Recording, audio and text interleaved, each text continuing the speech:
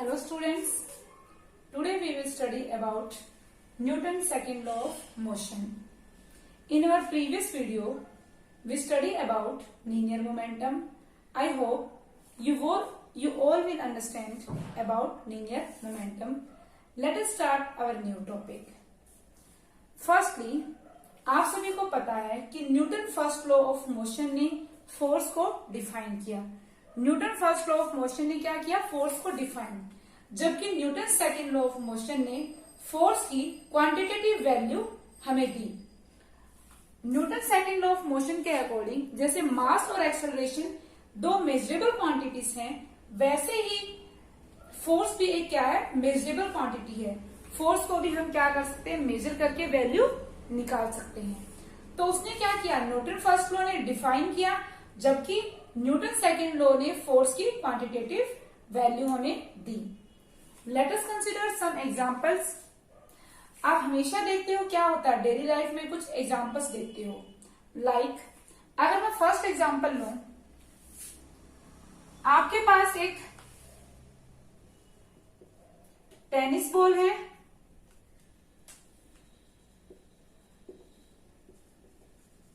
जबकि दूसरी एक फुटबॉल है, और आपको क्या करना है? दोनों में सेम एक्सेलरेशन प्रोड्यूस करवानी है इन सेम टाइम इंटरवल। क्या करवानी है? सेम एक्सेलरेशन प्रोड्यूस करवाना है इन सेम टाइम इंटरवल, जबकि आपको पता है कि दोनों का क्या है? मास डिफरेंट है। अब क्या होगा? दोनों का मास डिफरेंट है, लेकिन हमें दोनों में क्या करवाना है? सेम एक्सेलरेशन प्रोड्यूस करवानी है। तो हमें क्या करना पड़ेगा? As you all know, football को क्या करना पड़ेगा? ज्यादा फोर्स लगाना पड़ेगा as compare to tennis ball. तभी तो, क्योंकि टेनिस बॉल क्या है? मास कम है, जबकि फुटबॉल का मास ज्यादा है। तो हमें क्या करना पड़ेगा? फुटबॉल में लार्ज फोर्स अप्लाई करना पड़ेगा as compare to tennis ball. तो हमने क्या देखा कि जितना ज्यादा मास होगा, एक्सेलरेशन अगर सेम प्रोड्यूस करवानी है, जितना ज्यादा मास होगा उतना ही ज्यादा हमें उस ऑब्जेक्ट पे फोर्स अप्लाई करना पड़ेगा। मीन्स जो फोर्स है वो क्या है? Directly proportional to mass of an object. जितना ज्यादा मास उतना ही ज्यादा हमें क्या करना पड़ेगा? फोर्स अप्लाई करना पड़ेगा।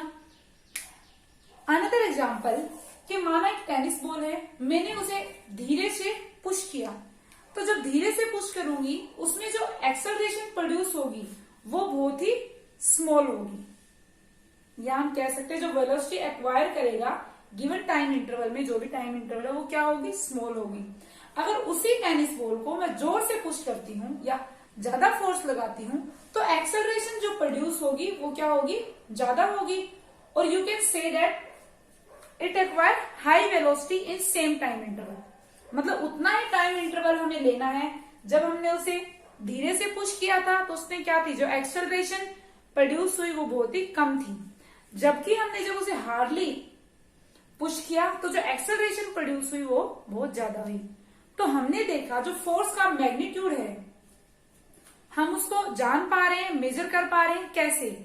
हमने देखा कि जितना ज्यादा फोर्स है उतना ही ज्यादा क्या हो रही है? एक्सेलरेशन प्रोड्यूस हो रही है।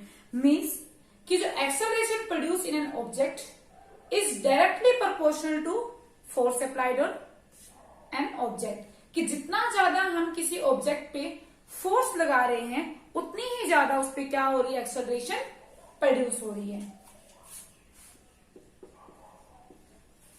हमने दो डिफरेंट चीजें यहाँ पे देखी कि जितना ज्यादा फोर्स लगाएंगे उतनी ही ज्यादा ऑब्जेक्ट में क्या होगी? यहाँ पे मास सेम था, एक्सेलरेशन प्रोड्यूस होगी। अनदर इंपॉर्टेंट थिंग, अगर हमें सेम एक्सेलरेशन प्रोड्यूस करवानी है तो क्या होगा? हम देखेंगे जिसका मास ज्यादा होगा उस पर ज्यादा फोर्स लगेगी, और जिसका मास कम होगा उस पर क्या होगी?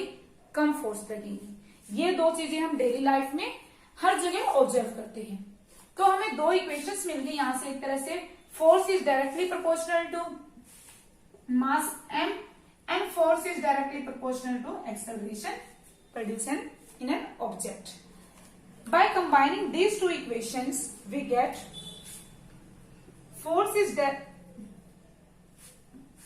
force is directly proportional to mass into में acceleration।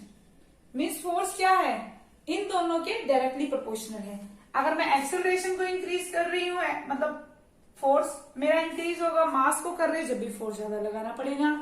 So students, you will study in your higher classes that जब भी हम प्रोपोर्शनलिटी साइन को रिमूव करते हैं, इसे हम क्या कहते हैं, प्रोपोर्शनलिटी साइन. तो जब भी हम प्रोपोर्शनलिटी साइन को रिमूव करते हैं, उसकी जगह क्या आ जाता है, कांस्टेंट आ जाता है मल्टीप्लाई में. तो जब मैंने इस प्रोपोर्शनलिटी साइन को रिमूव किया इक्वल टू में, तो यहाँ पे क्या आ गया, कांस्टेंट के इक्वल टू के एम ए. ये क्या है, कांस्टेंट है, और मोस्ट ऑफ द केसेस में हम ये कांस्टेंट ऐसे लेते हैं जहां पे इसकी वैल्यू 1 हो, या जो फोर्स के यूनिट हम कह सकते हैं, इस तरह से डिसाइड की जाती है कांस्टेंट के की वैल्यू क्या है, हमेशा 1 आए. तो क्या हो गया, force equal to mass into में एक्सेलरेशन. फोर्स किसके इक्वल होगा, मास इंटू में एक्सेलरेशन के इक्वल होगा. ओके स्टूडेंट्स, तो हमने यहाँ पे क्या देखा, the acceleration produced in a body of given mass is directly proportional to the force applied on it. जो एक्सेलरेशन प्रोड्यूस हो रही है किसी बॉडी में एक कांस्टेंट मास के लिए, या हम कह सकते हैं गिवन मास के लिए, जो हमारा टेनिस बॉल को हार्डली और सॉफ्टली पुश करने वाला था, directly proportional to force applied on it. तो किसके प्रोपोर्शनल, डायरेक्टली कि उसके ऊपर कितना फोर्स लग रहा है. तो जो ग्राफ बनेगा हमारा एक्सेलरेशन और फोर्स में, दोनों डायरेक्टली प्रोपोर्शनल है. We will take force on x axis and acceleration on y axis. तो हमारा ग्राफ क्या आएगा, स्ट्रेट लाइन आएगा. आप खुद देख सकते हो, कोई वैल्यू लेके, जैसे मैंने मान लो कोई ऑब्जेक्ट पे फोर्स लगाया 1 न्यूटन. कितना फोर्स लगाया मैंने माना 1 न्यूटन, और एक्सेलरेशन मैंने माना प्रोड्यूस हुई 2 मीटर पर सेकेंड. ये फोर्स मान लेती हूं मैं, एंड ये एक्सेलरेशन. तो जो फोर्स मैंने 1 न्यूटन लगाया, तो एक्सेलरेशन कितनी प्रोड्यूस हुई, 2 मीटर पर सेकेंड स्क्वायर. अनदर जब मैंने बढ़ा दिया फोर्स को 2, तो एक्सेलरेशन कितनी हुई 4 मीटर पर. जब मैंने 3 किया, कितनी होगी 6. तो आप देखोगे डायरेक्टली प्रोपोर्शनल है उसके साथ. अगर मैं फोर्स को इस तरह से लू, वैल्यू 1 2 3 4 एंड सो ऑन, यहां पे 1 2 3 4, तो आप क्या देखोगे, 1 के लिए मान लो कहीं पे भी मेरी लाइन आती, यहां पे आती, इस वे से आती. 2 के लिए क्या आ जाती, यहां पे. 6 के लिए यहां पे, तो तब भी आपकी लाइन क्या आती स्टूडेंट्स, स्ट्रेट लाइन आती. तो आप कहीं पे भी लोगे वैल्यूज, तो आपका ग्राफ क्या आएगा, ऑलवेज स्ट्रेट लाइन आएगा, क्योंकि ये क्या है, डायरेक्टली प्रोपोर्शनल. तो जो ग्राफ बनेगा फोर्स और एक्सेलरेशन के बीच में, वो हमेशा क्या आएगा, स्ट्रेट लाइन आएगा.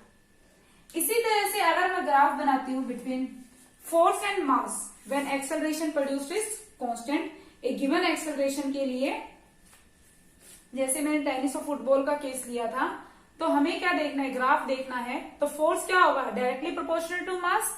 जितना ज्यादा मास होगा उतना ही ज्यादा फोर्स अप्लाई करना पड़ेगा. तो जो ग्राफ आएगा वो स्ट्रेट लाइन आएगा. ओके स्टूडेंट्स, तो हमें यहां से क्या मिलता है, बहुत ही इंपॉर्टेंट रिजल्ट हम यहाँ पे पढ़ चुके हैं, force equal to mass into में एक्सेलरेशन. कि फोर्स हमें की वैल्यू अगर हमें निकालनी हो, तो हमें अगर दिया हो कि मास कितना है और एक्सेलरेशन कितना है, हम इजिली क्या फाइंड कर सकते हैं कि फोर्स वहां पे कितना लगा. जैसे हमारे पास एक बॉक्स है, मैंने बॉक्स माना 5 kg का है, और इसके ऊपर और ये फोर्स लगाया, आई डोंट नो कितना लगाया, और यहाँ पे जो एक्सेलरेशन प्रोड्यूस्ड हुई मैंने माना वो कितनी हुई 3 मीटर पर second square. We have to find force applied on an object और विथ बॉक्स. तो फोर्स क्या होगा यहाँ पे, मास इंटू में एक्सेलरेशन. हम मैग्नीट्यूड की बात कर रहे हैं, चलो. तो मास कितना है 5, एक्सेलरेशन कितनी है 3, तो क्या आ गया 15 न्यूटन. और वी कैन से दैट, एक बार केजी मीटर पर सेकेंड स्क्वायर. तो न्यूटन सेकेंड लोगों ने क्या बताया, इसकी quantitative value. Okay, another important thing,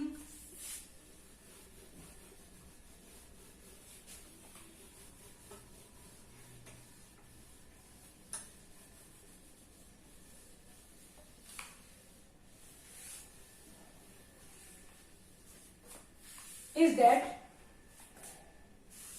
कि अगर हमारे पास कोई भी एक बॉडी है, या अगर हमारे पास कोई बॉडी है डिफरेंट मास की, और उसके ऊपर हमने सेम फोर्स अप्लाई किया, हमने पाना कि हमारे पास कोई बॉडीज हैं जिनका मास क्या है, डिफरेंट है, और हमने उनके ऊपर सेम फोर्स अप्लाई किया, तो एक्सेलरेशन किस बॉडी में ज्यादा प्रोड्यूस होगी, वो कैसे आपको पता होना चाहिए। Acceleration produces inversely proportional to mass. Means मैं कह सकती हूं जिसका, अगर हमारे पास दो बॉडीज हैं डिफरेंट मास की और हमने सेम फोर्स अप्लाई किया, तो जिसका मास ज्यादा है उसमें एक्सेलरेशन क्या होगी, कम प्रोड्यूस होगी। ये क्या है, इनवर्सली प्रोपोर्शनल, मतलब अपोजिट होगा, मतलब जिसका मास ज्यादा होगा उसमें एक्सेलरेशन क्या होगी, कम प्रोड्यूस होगी, और जिसका मास क्या होगा, कम होगा, उसमें एक्सेलरेशन क्या होगी, ज्यादा प्रोड्यूस होगी। हम डे टू डे लाइफ का एग्जाम्पल ले लेते हैं। आप सभी ने बस और कार ड्राइव किया है, तो क्या है स्टूडेंट, बस का मास क्या है, ज्यादा होगा as compare to high mass, as compare to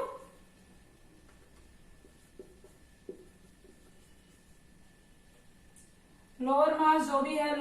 तो क्या है, बस का मास ज्यादा होगा एज कंपेयर टू कार। तो आप देखते हो जब दोनों पे सेम फोर्स लगाया जाए, अगर बस और कार में सेम फोर्स लगाया जाए, तो आप देखोगे जिसका लोअर मास है, कौन से में एक्सेलरेशन ज्यादा प्रोड्यूस होगी, मतलब वेलोसिटी किसकी ज्यादा चेंज होगी with respect to time. Acceleration यही होता है, change in velocity with respect to time. तो किसमें ज्यादा चेंज होगा वेलोसिटी में, टाइम के रिस्पेक्ट में, कार। तो ये क्या करेगा, इसकी एक्सेलरेशन ज्यादा होगी और इसकी एक्सेलरेशन क्या होगी स्टूडेंट्स, कम होगी, क्योंकि हाई मास है तो एक्सेलरेशन क्या हुई, लेस, और जब लोअर मास है तो एक्सेलरेशन प्रोड्यूस क्या होती है आपकी, ज्यादा। अगर हमें और भी एग्जांपल लेना हो, हमारे पास क्या है, एक क्रिकेट बॉल है और एक फुटबॉल है, या कोई और एग्जांपल ले लो, सिर्फ छोटा, एक क्रिकेट बॉल है एक फुटबॉल है। मैंने मान लिया फुटबॉल का मास काफी ज्यादा है, just I have taken an example football and cricket ball. इसका मास क्या है, ज्यादा है, और क्रिकेट बॉल का लेस है। तो क्या होगा, जब मैं दोनों पे फोर्स लगाऊंगी, मान लो थ्रो करूंगी, तो किसमें एक्सेलरेशन ज्यादा प्रोड्यूस होगी, हाई एक्सेलरेशन, और इसमें क्या होगी, लो एक्सेलरेशन प्रोड्यूस होगी। तो हमने क्या देखा, जब हम डिफरेंट बॉडीज पे जिनका मास क्या है, डिफरेंट है, उनके ऊपर सेम फोर्स अप्लाई करते हैं, जो एक्सेलरेशन प्रोड्यूस होगी वो क्या होगी, inversely proportional to mass. Okay students, our next we will discuss the statement of Newton's second law of motion. Newton second law of motion की स्टेटमेंट क्या कहती है। Newton second law of motion states that the rate of change of momentum of an object, the rate of change of momentum of an object is directly proportional to rate of change of momentum of an object is directly proportional to force applied on it. Force applied on it. And momentum will continue in the same direction in which force is applied on it. Students, Newton second law कहता है कि जो rate of change of momentum है वो directly proportional किसका होगा, force के होगा। मीन्स जितना ज्यादा फोर्स लगाएंगे हम किसी भी ऑब्जेक्ट पे, उतना ही ज्यादा उसके मोमेंटम में क्या होगा, चेंज होगा, rate of change of momentum होगा। ओके, ये कौन कहता है, Newton second law of motion, कि the rate of change of momentum is directly proportional to force applied on it, and the change in momentum take place in the direction in which force is applied on it. Okay students, another important thing, Newton second law कब आपका hold करता है? Newton second law के लिए 2 conditions है। First condition क्या है? Mass of an object remain constant. Mass है जो ऑब्जेक्ट का क्या होना चाहिए? वो कांस्टेंट होना चाहिए। और another important condition is velocity of an object और से particle is less than velocity of light. Okay students, next we can say that Newton second law is fundamental law. जो न्यूटन सेकंड लॉ है वो fundamental law है। क्यों कहा इसे fundamental law? क्योंकि Newton first law and Newton first law भी इससे क्या किया जा सकता है? ड्राइव किया जा सकता है, या उसको भी ये क्या करता है? सेटिस्फाई करता है। लेट अस सी, अगर हम क्या करें, किसी भी ऑब्जेक्ट पे फोर्स ना लगाएं, एक्सटर्नल फोर्स 0 है। अगर एक्सटर्नल फोर्स 0 होगा तो according to Newton second law force equal to mass into में एक्सेलरेशन। अगर फोर्स 0 है नेट तो एक्सेलरेशन प्रोड्यूस नहीं होगी, एक्सेलरेशन प्रोड्यूस क्या होगी? Equal to 0। तो इसने क्या कहा Newton second law of motion ने कि अगर हमारे पास क्या है स्टूडेंट्स, कोई भी ऑब्जेक्ट है जिसके ऊपर एक्सटर्नल फोर्स नहीं लगा रहे, तो वहां पे कोई भी एक्सेलरेशन प्रोड्यूस नहीं होगी। मींस अगर वो रेस्ट, मतलब जो उसका स्टेट ऑफ मोशन है वो चेंज नहीं होगा, एक्सेलरेशन तो प्रोड्यूस नहीं हो रही, क्योंकि अगर वो रेस्ट पे है तो क्या रहेगा? रेस्ट पे ही रहेगा। और वी कैन से अगर वो मोशन में है तो क्या करेगा? कॉन्टिन्यूसली उसी स्पीड से चलता रहेगा, क्योंकि एक्सेलरेशन प्रोड्यूस नहीं हो रही। मीन्स क्या? अगर वेलोसिटी कांस्टेंट वेलोसिटी से मूव कर रहा है तो क्या होगा? उसी कांस्टेंट वेलोसिटी से मूव करता रहेगा, उसकी वेलोसिटी में कोई चेंज नहीं आएगा। या फिर वो रेस्ट में है तो रेस्ट में ही रहेगा। इसको और अच्छी तरह से एक्सप्लेन कर देते। There are some examples of Newton second law of motion. A cricket player lowers his hand while catching a ball. आपने देखा होगा कोई भी क्रिकेट प्लेयर होता है जब बॉल को कैच करता है तो कैच करते टाइम वो क्या करता है? जब बॉल आ रही होती है इस तरह से अपने हैंड्स को नीचे करता है। देखा होगा आपने, यहाँ पे आते आते इस तरह से कुछ नीचे करता है। तो वो क्यों नीचे करता है ये हमें बताएगा Newton second law of motion. तो हमने माना कि जो बॉल है उसका मास m है और वो किसी इनिशियल वेलोसिटी, बॉल का मास हमने कितना माना? m। ये बॉल है जिसका मास m और इनिशियल वेलोसिटी u है। जब आ रही इसके हाथ में, तो जब इनिशियल वेलोसिटी u है तो initial momentum of the ball कितना हो जाएगा? मोमेंटम क्या होता है? Product of mass and velocity. तो क्या होगा? m इंटू में u। अब वो प्लेयर के जब हैंड में आ गई, उसने कैच किया, कैच हुई तो मतलब स्टॉप हो गई, वहां पे स्टॉप है तो मतलब वेलोसिटी क्या होगी उसकी? 0। तो उस time final momentum of the ball कितना हो जाएगा? मास कुछ भी हो इंटू में 0 करेंगे तो कितना आ जाएगा? 0। तो आपका फाइनल मोमेंटम हुआ 0। तो हम क्या फाइंड आउट करेंगे? Change in momentum. Change in momentum क्या होगा? फाइनल माइनस में इनिशियल मोमेंटम। तो फाइनल क्या है? 0 और इनिशियल mu। तो आपका क्या आया? Minus mu। तो हम न्यूमेरिकली mu मान सकते हैं। तो क्योंकि नेगेटिव साइन सिर्फ क्या बता रहा है? नेगेटिव साइन सिर्फ ये बता रहा है कि जो डायरेक्शन है मोमेंटम की वो क्या होगी? अपोजिट होगी जो इनिशियल डायरेक्शन ऑफ मोशन की थी। इनिशियली जो डायरेक्शन मोशन की थी उसके अपोजिट होगी चेंज इन मोमेंटम की डायरेक्शन। तो स्टूडेंट्स, अगर क्रिकेट प्लेयर जो आपका है हैंड्स को लोअर नहीं करता तो क्या होता? आपने पढ़ा है according to Newton second law of rate of change of momentum is directly proportional to force applied on it. तो हम क्रिकेट प्लेयर है, मान लो बॉल आई, उसने हैंड लोअर नहीं किए, तो जो टाइम था, अगर ऐसे करता बॉल पीछे जाती कुछ सेकंड्स एक्स्ट्रा लेती, लेकिन यहाँ पे वहीं की वहीं रुक गई, तो टाइम था उसने बहुत ही शॉर्ट टाइम इंटरवल में क्या किया? बॉल को स्टॉप कर दिया। और वो टाइम इंटरवल मैंने कितना मान लिया? t1। तो आपका फोर्स जो लगा उस टाइम F1 लगा, जो बॉल ने अपने हैंड्स पे फोर्स लगाया, क्योंकि बॉल आ रही है, बॉल अपने हैंड पे फोर्स लगाएगी, जो उसने फोर्स लगाया मैंने क्या माना? F1। और t1 टाइम में मैंने उसे स्टॉप किया, तो क्या आ जाएगा? चेंज इन मोमेंटम कितना? mu अपॉन में T1।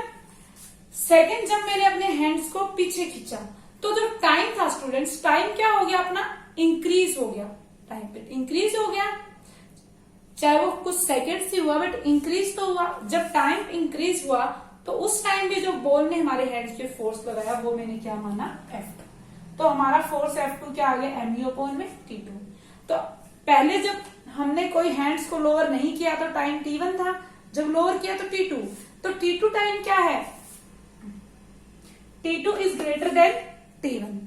तो अगर डिनोमिनेटर में बड़ा नंबर होगा तो वैल्यू क्या आ जाएगी, स्मॉलर आ जाएगी।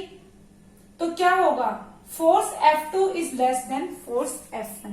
मीन्स तो उसके हैंड्स पे फोर्स लगेगा लोअर करते हुए कम लगेगा एज कंपेयर टू जब उसने हैंड्स को लोअर नहीं किया था। आप देखते होंगे कई बार बॉल कैच नहीं होती, हैंड्स में इंजरी हो जाती है, क्योंकि जो फोर्स लगा रही है बॉल अपने हैंड्स पे बहुत ज्यादा लगाएगी जब टाइम क्या होगा, शॉर्ट टाइम इंटरवल होगा। इसलिए जितना हो सकता है प्लेयर हैंड्स को नीचे करता है ताकि वो क्या करे, फोर्स कम लगाए और इंजरी ना हो। मैं इसका एग्जांपल थोड़ा और अच्छी तरह बता देती हूँ। मान लो ये बॉल है और इसी बॉल का मैंने मास मान लिया m=2 kg और मैंने माना कि जो इसकी इनिशियल वेलोसिटी थी u 5 मीटर पर सेकेंड और फाइनल कितनी होगी स्टूडेंट्स, 0। तो इस टाइम हमें क्या निकालना है, फोर्स। तो आपका फोर्स क्या आ जाएगा, इसको निकालूंगी, क्या होता है चेंज इन मोमेंटम, फाइनल तो 0 ही हो जाएगा, इनिशियल 5 2 10 माइनस हो जाएगा, नेगेटिव साइन सिर्फ चेंज इन डायरेक्शन बताता है। चलो, और मैंने माना ये कितने में हुआ, उसने कोई हैंड्स को लोअर नहीं किया था, इन 2 सेकेंड।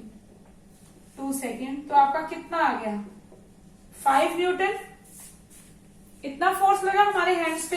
अगर मैं दूसरा केस लूं, यही स्पीड है, सब कुछ यही है, और सेकंड केस में हैंड्स को लोअर किया तो टाइम कितना लगा, हो सकता है 4 सेकेंड लगा, मान लिया। तो उस केस में आपका कितना आ जाएगा, ये 10 कैसे आया, समझ में आया, क्या होगा फॉर्मूला, इनिशियल मास इंटू में वेलोसिटी कितना आ गया, पहले final mass into velocity 0 minus initial upon में कितनी सेकंड से 4। तो कितना आया, -10 अपॉन में 4, 2.5 न्यूटन। तो आपने देखा सिर्फ 2 सेकंड का फर्क होने से यहाँ पे क्या हुआ, फोर्स हाफ हो गया, कितना रिड्यूस हो गया। तो इसलिए प्लेयर हैंड्स को लोअर करता है ताकि उसके हैंड्स में क्या ना हो, इंजरी ना हो। Second example, a person falling on cemented floor gets injured but a person falling on heap of sand is not injured. अगर कोई भी एक पर्सन है वो सीधा सीमेंटेड फ्लोर पे गिरता है तो उसको क्या है, चोट लग जाती है, इंजरी हो जाती है। बल्कि वही अगर एक सैंड के ढेर पे गिरता है, हीप ऑफ सैंड पे, तो इसको इंजरी नहीं होती। Reason same reason is here, क्योंकि जब वो सीमेंटेड फ्लोर पे गिरेगा तो वो क्या होगा, बहुत ही शॉर्ट टाइम इंटरवल होगा, क्योंकि टाइम इंटरवल क्या होगा, एकदम गिरेगा इंस्टेंटेनियसली फॉल होगा तो उसको क्या होगी, फोर्स ज्यादा लगेगा, और फोर्स ज्यादा लगने, और हम कह सकते हैं कि शॉर्ट टाइम इंटरवल होगा बहुत ही। तो टाइम इंटरवल जितना शॉर्ट होगा, अगर मैं ले लू F इक्वल टू, वो स्टॉप हो जाएगा वहां पे, mu ले लो या चेंज या डेल्टा P अपॉन में डेल T ले लो। तो क्या होगा, टाइम इंटरवल जितना कम होगा उतना ही फोर्स क्या लगाएगा, ज्यादा लगाएगा। तो जो सीमेंटेड फ्लोर होगा, टाइम इंटरवल कम है, उसने फोर्स ज्यादा लगाया, इसलिए उसके पांव में चोट लगती है। आप देखते हो गिर जाता तो एकदम जंप करते हैं सीमेंटेड फ्लोर पे, तो आपके पांव पे क्या लगती है, चोट ज्यादा लगती है। अगर वैसे भी हम गिरते हैं तो आपको इंजरी हो जाती है। इसी का दूसरा example low heap of sand का। हीप ऑफ सैंड में आपने देखा होगा कि जब हम सैंड पे गिरते हैं थोड़ा सा क्या हो जाता है, नीचे की तरफ दब जाता है। मीन्स हमें कंप्लीटली रेस्ट पे आने के लिए कुछ टाइम इंक्रीज हो गया। जो हमारा टाइम पीरियड था वो क्या हुआ स्टूडेंट्स, इंक्रीज हुआ, कुछ सेकेंड्स ही हुआ, क्योंकि हीप ऑफ सैंड में जैसे ही वेट पड़ेगा कैसे हो जाएगा, नीचे की तरफ चला जाएगा। तो टाइम इंटरवल क्या हुआ, इंक्रीज हुआ, और टाइम इंटरवल इंक्रीज होने की वजह से क्या हुआ, जैसे टाइम इंटरवल डिक्रीज होगा वो क्या करेगा, फोर्स कम लगेगा। तो जब फोर्स कम लगेगा तो उसकी वजह से उसको इंजरी नहीं होगी। Let us take one more example. आप देखते हो गिलास के या कोई बर्तन है, वेसल्स हैं, अगर वो सीमेंटेड फ्लोर पे गिर जाते हैं, हार्ड फ्लोर पे, तभी की तभी ब्रेक हो जाते हैं। जबकि वही सैंड पे गिरे या किसी और सॉफ्ट चीज पे तो ब्रेक नहीं होते। रीजन इज सेम कि according to Newton second law कि जब वो क्या कर रहे हैं, सीमेंटेड फ्लोर पे गिर रहे हैं, तो टाइम पीरियड क्या है, इंस्टेंटेनियसली चेंज हो रहा है। और we can say that time interval is very short. जो टाइम इंटरवल है बहुत ही कम है। जब टाइम इंटरवल शॉर्ट है तो जो फोर्स अप्लाई हुआ वो क्या होगा, वहां पर बहुत ज्यादा होगा, जिसकी वजह से वो ब्रेक हो जाएंगे। इसके अपोजिट वही अगर किसी सीमेंटेड फ्लोर या किसी और जगह पे गिर रहे हैं तो क्या होगा, टाइम इंटरवल इंक्रीज हो जाएगा क्योंकि नीचे प्रेस, और टाइम इंटरवल जब इंक्रीज होगा तो फोर्स क्या होगा स्टूडेंट्स, इंक्रीज होगा डिनोमिनेटर में, तो ये क्या हो जाएगा, डिक्रीज हो जाएगा। तो इसलिए वो ब्रेक नहीं होते। Bones of a person are fractured in an accident. आप देखते हो कि एकदम सडन एक्सीडेंट होता है, कोई भी आप जा रहे हो, अचानक एक सडनली एक एक्सीडेंट हुआ, आप देखते हो कि पर्सन की बोन्स क्या हो जाती है, फ्रैक्चर्ड हो जाती है, उसे बहुत ज्यादा चोट लगती है। क्यों? क्योंकि जो एक्सीडेंट होता है शॉर्ट टाइम इंटरवल में होता है। जो टाइम इंटरवल होता है एक्सीडेंट होने का वो क्या होता है, बहुत ही कम होता है। और जब टाइम इंटरवल शॉर्ट है तो उसका जो चेंज इन मोमेंटम होगा, जो उसके मोमेंटम में चेंज होगा टाइम इंटरवल शॉर्ट होने की वजह से, वो क्या होगा, बहुत ज्यादा हो रहा है, बहुत, तो उसकी वजह से जो फोर्स जो हो रहा है बहुत ज्यादा लगेगा टाइम इंटरवल। तो फोर्स जब ज्यादा लगेगा तो वो क्या हो जाएंगे, फ्रैक्चर्ड हो जाएंगे, इंजरी हो जाएगी। वन मोर एग्जांपल, क्या टेनिस बॉल को कैच कर रहे हो, या हम कह सकते हैं कि it is easier to catch an tennis ball as compare to cricket ball. उसमें भी आपका क्या लगेगा, न्यूटन सेकेंड लॉ, क्योंकि मास किसका ज्यादा है, क्रिकेट बॉल का ज्यादा है, तो यहां से वही लॉ लग जाएगा। बहुत सारे ऐसे डे टू डे लाइफ में एग्जाम्पल है जो हम यहाँ पे कंसिडर कर सकते हैं। जैसे आप देखते हो अगर एक ट्रेन खड़ी हुई है, एक ट्रेन स्टॉप है और दूसरी ट्रेन मूविंग आ रही है, सडनली इससे स्ट्राइक होती है, तो आप देखते हो बहुत ज्यादा क्या होती है, एक बहुत ही खतरनाक एक्सीडेंट होता है और बहुत ही इंजरी होती है लोगों को। इसमें भी न्यूटन सेकेंड लॉ लगता है। तो इस तरह से हम न्यूटन सेकेंड लॉ अप्लाई कर सकते हैं our day to day life में। तो स्टूडेंट्स, हमने जो टॉपिक पढ़ा उसमें हमने दो चीजें पढ़ी न्यूटन सेकेंड। सबसे पहले हमने स्टडी किया about linear momentum. Linear momentum क्या है, it is the product of mass and velocity. Actually में हम ये कह सकते हैं कि लीनियर मोमेंटम क्या कह रहा है कि मोशन का जो इम्पैक्ट होगा कहीं पे, वो हमें दो चीजों से पता चल रहा है, product of mass and velocity से। यहां कह सकते हैं कि किसी भी बॉडी का के मोशन का जो इम्पैक्ट पड़ेगा वो किससे पता चल रहा है, लीनियर मोमेंटम से। And it is a vector quantity. Another important thing, unit of linear momentum is kg metre पर second square.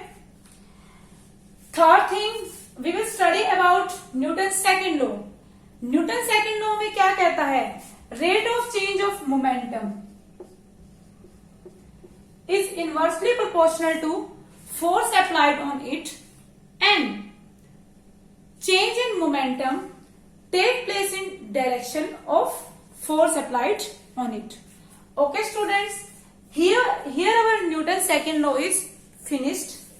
In our tomorrow video we will discuss about Newton third law, which is very very interesting और जो आपने बहुत बार movies में देखा है या आपने सुना भी हुआ है डे टू डे लाइफ में। Okay student, that's all for today.